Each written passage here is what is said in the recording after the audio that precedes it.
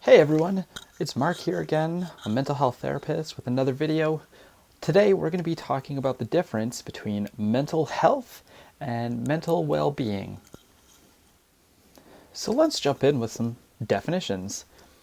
We'll start with mental health. Mental health is like a state, like your physical health.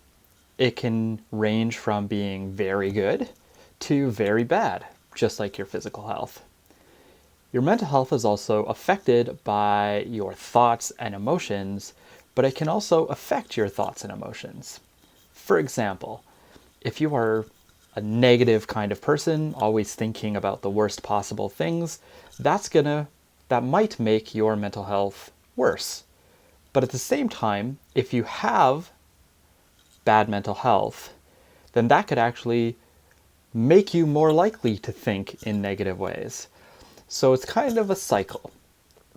Mental health can also be impacted by things that are outside of your control, that are in your environment or, society around you.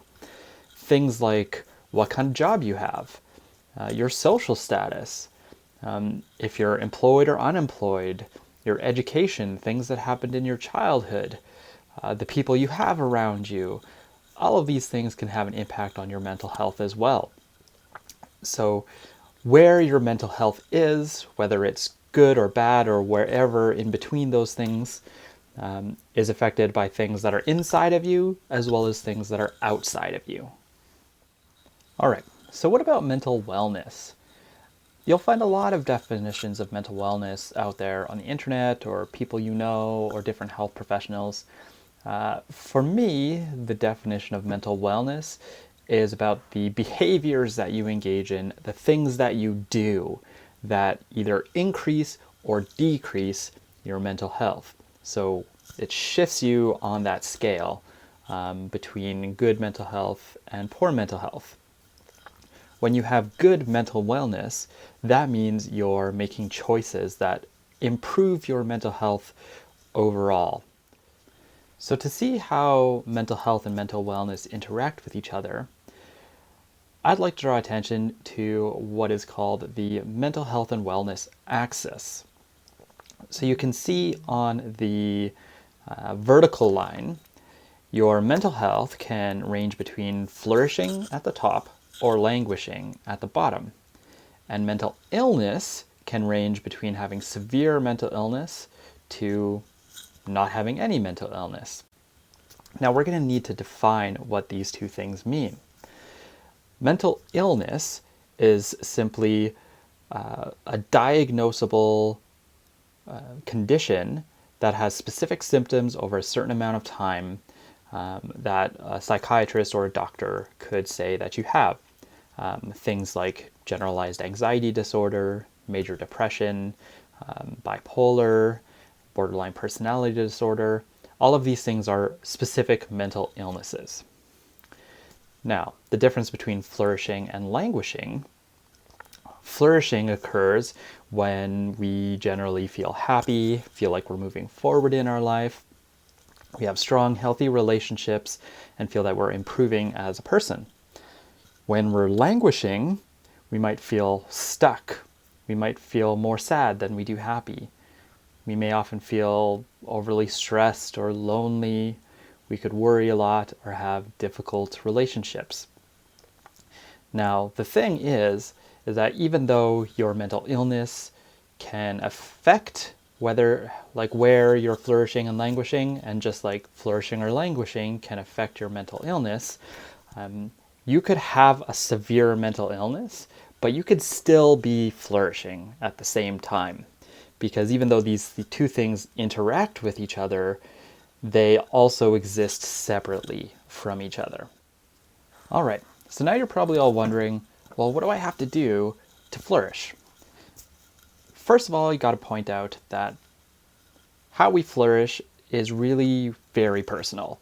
We will all have different definitions of what happiness is. We'll all have different dreams and goals and hopes, values and culture and spirituality and other things in our lives that all will influence what we think flourishing means.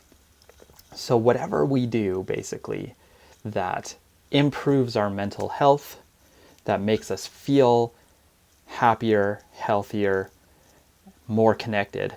These are things that contribute to flourishing. So here are some broad categories that you could work on to help yourself flourish.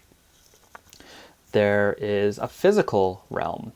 So regular physical activity has been shown to improve mental health. Something even as minor as 30 minutes of moderate exercise a day is enough to make a difference. So basically that's anything that slightly increases your heart rate, whether that's a walk or a light jog or a bike ride. And having a healthy diet is also really important to that. Also, rest and relaxation. We need to engage in things that provide us comfort, that give us time to sit and just be ourselves. And that could mean anything from sitting and reading a book. It could mean going for walks. It could mean spending quiet time with family. Rest and relaxation can mean a lot of things. Creativity can also be a category that you can engage in for flourishing, whether that's playing music, whether you make your own music or you listen to music, or dancing, or what have you. Doing art, writing, or other hobbies that engage in your creative processes. Social connection, having really strong connections with the people around you has been shown to improve your mental health. These would be people who support you emotionally, people who can help you when things get difficult. They help make things feel less difficult. Also, disagreeing with people in a healthy way, in a constructive way, that all can contribute to flourishing. Living with meaning, right? Feeling like you have a greater purpose in your life, or connect to something that feels bigger than yourself. That could be something like a cause, a really important cause to you. That could mean religion or spirituality. That could mean science or nature or tradition. Anything that makes you feel like having a greater purpose in life, something that's meaningful. And then a final category I'll mention is just treating physical and mental illness. So that means getting a proper diagnosis of a condition, whether that's mental or physical, taking the appropriate medication that you receive and get prescribed, getting treatment, whether that's therapy or other supports, physical, mental, emotional, all of these different treatments engage in to manage whatever physical or mental illnesses that you have. These are just a few things that you can do that contribute to flourishing. There are many others, and I encourage you to find out what those are and what those mean to you. Thanks again for watching my video, everyone. I hope that you enjoyed it, hope you learned something, and I hope that you flourish. I will see you next time. Take care. Bye.